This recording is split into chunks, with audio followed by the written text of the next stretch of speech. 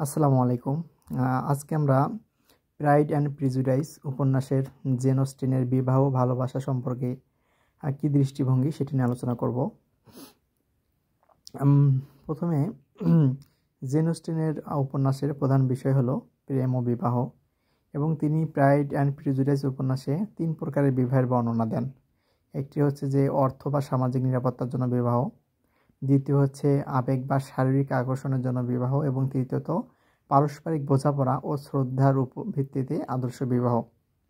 প্রথমে Charlotte Lucas ও mister Collins এর বিবাহ হলো অর্থের উপর ভিত্তি করে হওয়া বিবাহের উদাহরণ, এবং মিস্টার কলিন্স একজন ছিলেন ধর্মযাজক।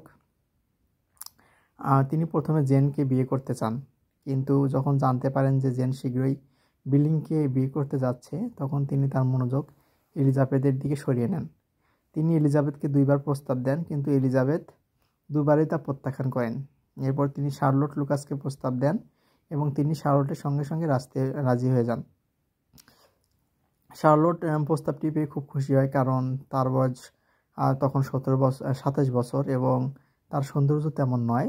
সে ভয় পেত যে হয়তো আর কেউ তাকে বিবাহ করবে না, অর্থাৎ সারা জীবন অবিবাহিত থেকে যেতে হবে। শার্লট মনে করে না যে এই বিবাহ অবশ্যই ভালোবাসার উপর নির্ভর করা উচিত। তার কাছে বিবাহ মানে হলো একটি স্বস্তিপূর্ণ জীবন, আর্থিক নিরাপত্তা ও সমাজে সম্মান। তাই শার্লট ও কলিন্সের বিবাহ ভালোবাসার উপর ভিত্তি করে নয়, এটি পুরোপুরি স্বার্থসিদ্ধির বিবাহ, যা কেবল সামাজিক ও অর্থনৈতিক সুবিধার জন্য। দ্বিতীয় উদাহরণ হলো লিডিয়া ও উইকহাম এর বিবাহ, যা সম্পূর্ণরূপে আবেগ ও শারীরিক আকর্ষণের উপর দাঁড়িয়ে। লিডিয়া উইকহামের বাহ্যিক সৌন্দর্য মোহে মুগ্ধ হয়ে পড়ে। তার এই আকর্ষণ প্রকৃত ভালোবাসা নয়, কেবল অন্ধমোহ। সে এতটাই মুগ্ধ যে বিয়ের আগেই তার সতীত্ব হারাতে দ্বিধা করে না। অন্যদিকে উইকহামের শুরুতেই লিডিয়াকে বিয়ের কোনো ইচ্ছা ছিল না। সে শুধু অর্থের আশায় লিডিয়াকে নিয়ে পালিয়ে যায়। পরে ডার্সি উইকহামের সব ঋণ পরিশোধ করে ও সেনাবাহিনীতে চাকরি পেতে সাহায্য করে। তখন উইকহাম বাধ্য হয়ে লিডিয়াকে বিয়ে করে। তাই এই বিবাহে লিডিয়ার দিক থেকে আসে মোহ আবেগ, আর উইকহামের দিক থেকে আছে অর্থের লোভ। বিয়ের কিছুদিন পরই তারা একে অপরের প্রতি উদাসীন হয়ে পড়ে। তৃতীয় উদাহরণ হলো মিস্টার ও মিসেস বেনেট এর বিবাহ। এই বিবাহ ও শারীরিক আকর্ষণের উপর ভিত্তি করে। মিস্টার বেনেট তার স্ত্রীর তারুণ্য ও সৌন্দর্যে আকৃষ্ট হয়ে তাকে বিয়ে করেছিলেন, কিন্তু পরবর্তীতে তিনি বুঝতে পারেন তার স্ত্রী বুদ্ধিহীন ও অগভীর চিন্তার নারী। ফলে তার ভালোবাসা দ্রুত হারিয়ে যায়। তারা পরে এমন এক দাম্পত্য জীবন যাপন করেন যেখানে ভালোবাসা বা বোঝাপড়ার কোনো স্থান নেই। তারা আলাদা আলাদা মানসিক জীবনযাপন করেন।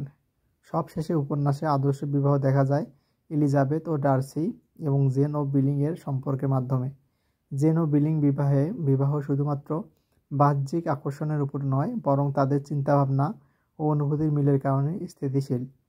এলিজাবেথ ও ডার্সির বিবাহ আরও গভীর ও জটিল। প্রথমে তারা একে অপরের প্রতি অহংকার ও পূর্বাগ্রহে ভুগছিল।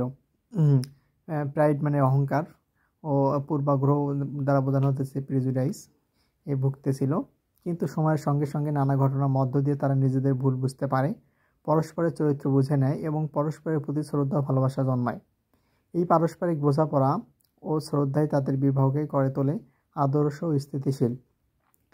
শেষে জেন অস্টিন দেখেছেন যে বিবাহ কেবল শারীরিক আকর্ষণ বা অর্থের উপর নির্ভর করে তা কখনো সুখ আনে না, কিন্তু যে বিবাহ পারস্পরিক বোঝাপড়া, শ্রদ্ধা ও সৎ ভালোবাসার উপর ভিত্তি করে, সেটাই প্রকৃত সুখী বিবাহ।